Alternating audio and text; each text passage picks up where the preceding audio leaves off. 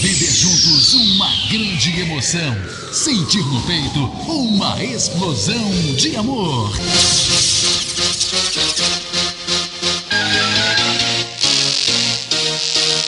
Está entrando no ar, na Catedral FM. Deus é 10. Com o Padre Jojão.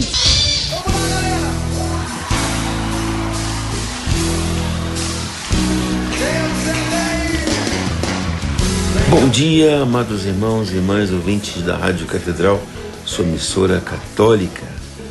Irmãos e irmãs, iniciemos nosso dia iluminados pela Palavra de Deus. Vamos caçar nossa Bíblia perdida. Caçadores da Bíblia Perdida. Evangelho de Jesus Cristo, nosso Senhor, segundo São Lucas. Glória a vós, Senhor. Naquela hora, alguns fariseus aproximaram-se e disseram a Jesus: Tu deves ir embora daqui, porque Herodes quer te matar. Jesus disse: Ide dizer a essa raposa: Eu expulso demônios e faço curas hoje e amanhã. No terceiro dia terminarei o meu trabalho. Enquanto eu preciso caminhar hoje, amanhã e depois de amanhã, porque não convém que um profeta morra fora de Jerusalém. Jerusalém, Jerusalém, tu que matas os profetas e apedrejas os que te foram enviados. Quantas vezes eu quis reunir teus filhos como a galinha reúne os pintinhos debaixo das asas, mas tu não quisestes. Eis que vossa casa ficará abandonada. Eu vos digo, não me vereis mais, até que chegue o tempo em que vós mesmos direis: Bendito aquele que vem em nome do Senhor. Palavra da salvação. Glória a vós, Senhor. Amados irmãos e irmãs, a ameaça, mais que uma advertência dirigida a Jesus, que encontramos no Evangelho de hoje, nos ajuda a dizer uma coisa importante: que a missão de Jesus não se cumpriu apenas no aplauso coletivo daqueles que o procuravam, que eram curados, que o acenavam, dizendo hosanas ao Senhor, bendito que vem, hosana nas alturas, mas também na rejeição de muitos outros que não suportaram a sua mensagem salvadora. Quase se poderia dizer que se o anúncio do Evangelho não incomodasse ninguém, e isso, digamos, para os nossos dias, então esse seria o sinal de que o Evangelho, anúncio do Evangelho, se afastou da boa nova de Jesus. Se, por exemplo, o cristianismo vivido em uma grande cidade não forçasse a indiferença burguesa a se dar conta dos mais necessitados, então poderíamos dizer que se trataria de uma fé semelhante a um remédio placebo. Aquele remédio que é um remédio falso, que não cura ninguém. É uma mentira. Se o Evangelho é anunciado em uma terra onde uma organização criminosa como a máfia governa, não perturbasse os membros dessa quadrilha, então esse Evangelho não seria realmente a boa nova de Jesus Cristo. Se a mensagem de Jesus não atingisse uma certa forma corrupta de fazer política, isso é muito sério para nós, principalmente nesses dias, então essa mensagem seria apenas mais uma forma da cultura dominante se expressar e comandar também através de linguagens religiosas. Em suma, é uma boa notícia que Herodes ameace, porque atesta que Jesus está realmente cumprindo o seu dever. Gostaria de perguntar, no entanto, se nós também estamos fazendo a nossa parte, ou se nos contentamos em defender apenas nosso lugar no mundo e na sociedade. A vitória do cristianismo não coincide com a hegemonia cultural, mas com o poder profético de continuar a ser um aguilhão para todas as hegemonias e todos os poderes e mentalidades do mundo. O consenso de Herodes não pode ser desejado, mas apenas a sua conversão. Aproximamo-nos para as próximas eleições, uma das mais importantes do nosso país. Que atitude vou tomar? Eu não posso ir para as eleições apenas por ver os outros votar. Saiba que eu tenho um dever diante de Deus. O bem para a minha nação, para as futuras gerações, para os filhos e netos. Em quem votar? Qual é o plano de governo de cada um? Aquela pessoa em quem eu votar, o candidato que eu vou votar, de fato ele tem um plano de governo cristão? No seu plano de governo, ele busca um projeto de governo de acordo com as leis naturais, aquilo que vai de acordo com a nossa fé. Pensemos bem, que nós possamos depois não nos arrepender daquele voto que nós demos na urna eletrônica. Pensamos que aquele que vai governar o nosso país há de ser aquele também que há de governar os nossos filhos e netos. Então, que nós saibamos votar como cristãos.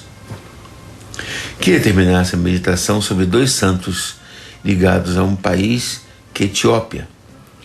Hoje nós celebramos santos que não estão no calendário litúrgico, mas aqui no Rio tem uma igreja de Santa Elisbão e Santa Efigênia. Quem foi Santa Elisbão? Lá no século VI, a Etiópia, situada a oeste do Mar Vermelho, possuía seus maiores limites da fronteira, num vasto reino que incluía outros povos além dos etíopes. O seu rei era Elisbão, rei católico contemporâneo ao imperador Justiniano. Ele era muito estimado por todos os súditos e o seu reino era uma fonte de propagação da fé cristã. O reino vizinho, formado por aremitas, era chefiado pelo rei Dunaã, que renegara a fé convertendo-se ao judaísmo.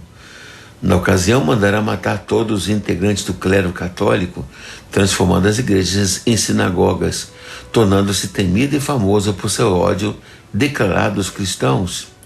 Por isso, muitos deles, até o arcebispo Tonfar, buscaram abrigo e proteção nas terras do rei Elisbão, pois até a própria esposa de Dunaã, chamada Duna, foi morta por ele, juntamente com as filhas, por serem cristãs. Os registros indicam que houve um verdadeiro massacre, no qual morreram cerca de 4.000 cristãos. Elisbão decidiu reagir àquela verdadeira matança imposta aos irmãos católicos, declarando guerra a Dunaã. Liderando seu povo na fé e na luta, ganhou a guerra e a vizinhança passou a ser governada pelo rei Ariato, um cristão fervoroso. Mas Elisbão teve de vencer uma outra batalha ainda maior, além da travada contra o inimigo, a batalha contra si mesmo. Porque depois de um curto período de muita oração e penitência, aceitou o chamado de Deus, abdicando do trono em favor do seu filho, seu sucessor natural, dividindo seus tesouros com os súditos mais pobres. E assim, Elisbão partiu para Jerusalém, onde depositou sua coroa real na igreja do Santo Sepulcro, retirando-se para o deserto, vivendo como monge anacoreta até morrer no ano 555. Santo Elisbão, no Brasil, passou a ser muito conhecido a partir dos escravos, cuja devoção foi muito difundida, o rei negro da Etiópia. E sua festa é celebrada em todo o mundo cristão, seja no Oriente, seja no Ocidente, no dia de hoje, dia 27 de outubro, considerado o dia de sua morte. Também celebramos o outro santo da Etiópia, São Frumêncio, desde a adolescência, de vida marcada por acontecimentos surpreendentes que levaram a uma região exótica, distante, a Etiópia, no coração da África, de onde foi o primeiro bispo, discípulo do filósofo e um escravo muito especial. Eram os tempos do imperador Constantino e Frumêncio estavam entre os discípulos da comitiva que acompanhavam o filósofo Merópio, Voltando de uma viagem à Índia, a embarcação parou no porto de Adulis, no Mar Vermelho, atacados por ladrões etíopes que saquearam o barco, matando todos os passageiros e tripulantes. Os dois adolescentes, Frumêncio e Edécio, foram poupados e levados como escravos para a Etiópia. E lá foram poupados pelo rei e pela rainha da Etiópia, que uma vez ficaram como cozinheiros, copeiros, e Frumêncio como uma espécie de formador dos príncipes. Ao tornar-se viúva, assumindo o poder, a rainha tomou Frumêncio como entregando a educação do seu filho, o futuro rei. Ele pediu então que ajudasse a construir uma pequena igreja.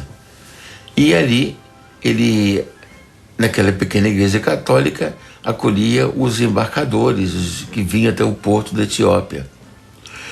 Mais tarde, Frumêncio foi para Alexandria, no Egito, queria pedir ao bispo Santo Atanásio que designasse um bispo missionário para a Etiópia. Atanásio não se fez de rogado, indicando o próprio Frumêncio, consagrando o bispo da Etiópia. Quando ele voltou, Frumêncio encontrou no trono o jovem rei que fora seu aluno, que lhe dedicava grande estima, que logo em seguida se converteu e foi batizado, convidando todo o povo a acompanhá-lo no seguimento de Cristo. Frumêncio foi chamado pelos etíopes de Abba Salama, ou seja, pai da paz. Desenvolveu seu trabalho missionário na Etiópia até morrer no ano 380. Frumêncio viveu no século IV e Santo Lisbão no século V. Dois santos que marcaram aqui esse povo tão querido, tão sofrido. Por ambas intercessões, abençoe-vos o Deus Todo-Poderoso, Pai, Filho e Espírito Santo. E até amanhã, se Deus quiser, temos a paz do nosso Deus que é 10. Amém. Catedral FM apresentou Deus é 10.